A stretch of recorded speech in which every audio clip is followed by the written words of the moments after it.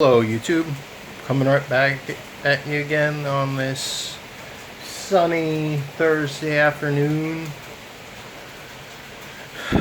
Still employed, still living at home with my parents,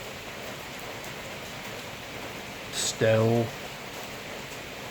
no longer really working on my tabletop RPG. I mean, it's completely finished and I was just rewriting it, but I'm forcing myself to take a little break because I keep coming up with ideas for it, and I just sit down and not write anything. Just sit down and stare at the screen for hours on end and not get anything done. So, kind of gave up on that. Or not gave up, but like I'm forcing myself to take a break, so I really want to work on it, so I actually do stuff when I go to work on it.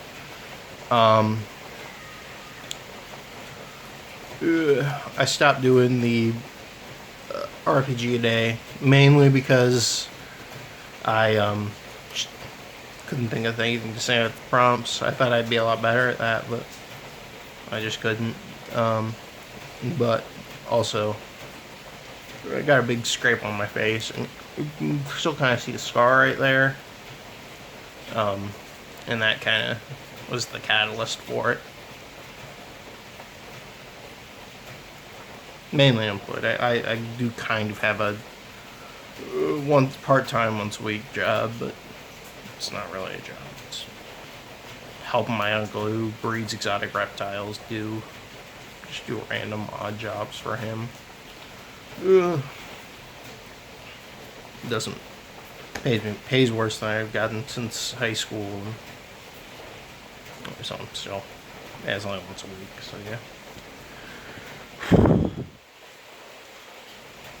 Well, what I want to talk to you today, YouTube, is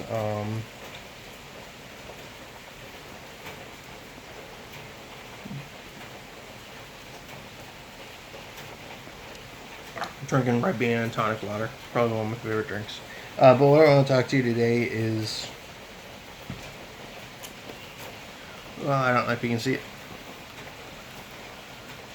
This line right here. Oh, it's backwards. I don't know if it's backwards. It might be backwards for you. It looks backwards for me.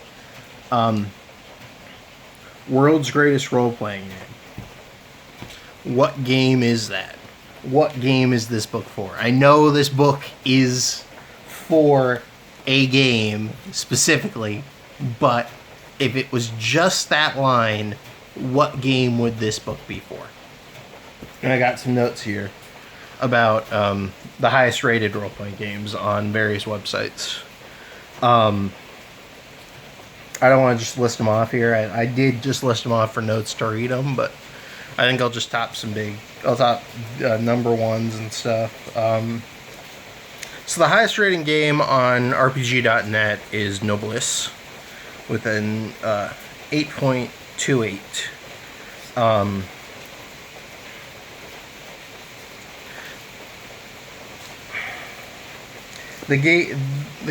This book is for a game, the 459th highest rated game on DriveThruRPG, or on RPG.net, not DriveThruRPG. I'm going to talk about them later. And on RPG.net, it has a rating of 5.99.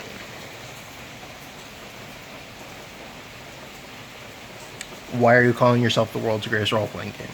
And it's fairly similar across other RPG review conglomerates. DriveThru doesn't carry 5e. Cat's out of the bag. This is for 5e. I think everyone knew that. This book is 5e. I don't think this is a video on how I don't think it's the world's greatest role-playing game, and I think a lot of people know that. And I just don't want to keep retyping it, so I'm going to be directing people to this video early timestamp. Or not, you timestamp after all the introduction. RPG Geek, another big RPG review conglomerate. Highest rating game, Call of Cthulhu. With the based on the basic role-playing system. Basic role-playing. I think that's another big point I'm going to have to make in this video. each edition of Dungeons and Dragons is a completely different system. Whereas there are plenty of other games that are plenty of other systems that have multiple games built for the same system. Not even the same, not different editions of the same game, completely different games built for the same system. Whereas each edition of Dungeons and Dragons is a different system. So I'm going to be saying the systems that some of these games are made for, because, you know, across the board, Call of Cthulhu isn't number one, but pretty much across the board, there's a basic role-playing system is like RPG.net. Number 3 is a basic role-playing system, Pendragon, with a 8.17. Call of Cthulhu on RPG Geek is 8.144, 8.73. They have a weird 2 rating systems. I think the first rating is I can't remember what it's called, but it's not a straight average. It's like weighted. It's a weighted average. Whereas the second rating is the true average. This would be easier if I had a tripod. This would be a hell of a lot easier if I had a tripod.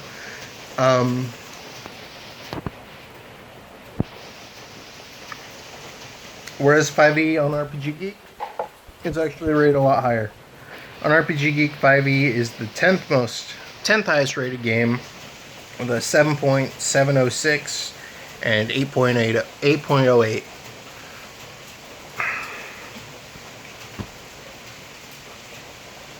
Still not number one. Still not world's greatest. And now,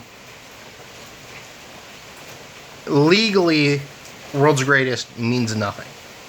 That had, time and time again, or I think it probably has only gone to court once, but at one point, somebody claimed to be the world's strongest man.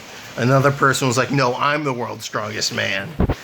Took him to court, and it was pretty much said, no, everyone's the world's strongest man legally, because it's just it's such a nebulous statement. It's so, you'd have to prove that you were stronger than every other man on the planet, and it's so difficult to do that you can't do that. Same thing with Dungeons and Dragons. There's lots of evidence pointing to it not being the world's greatest game. There's no proof that it's not the world's greatest game. There's no proof that it's the world's greatest game either. So they can call themselves that, but it's not. It's not at all the world's greatest game. And some people would say, oh, these ratings mean nothing. All these... I'll hold it up. I don't know if you can see that. I'm not sure if it's reversed. I'll probably put this in the description. When I get a chance. I'll put it in later today. A lot of people say these ratings mean nothing. These ratings are meaningless. It's the world's greatest game because it's the game with the most people playing it. I would say, if it has the most people playing it, it doesn't make it the world's greatest game. The world's greatest restaurant isn't McDonald's, is it? It's a very apt comparison. They're both, McDonald's and 5e are both shitty products that at one point a long time ago were a little bit better, made by morally shady companies. They're just the most popular out there. You know, you'll always be able to find McDonald's. You'll always be able to find a 5e group. But do you really want to play 5e? Do you really want to eat McDonald's? It's not very good food. It's not a very good game.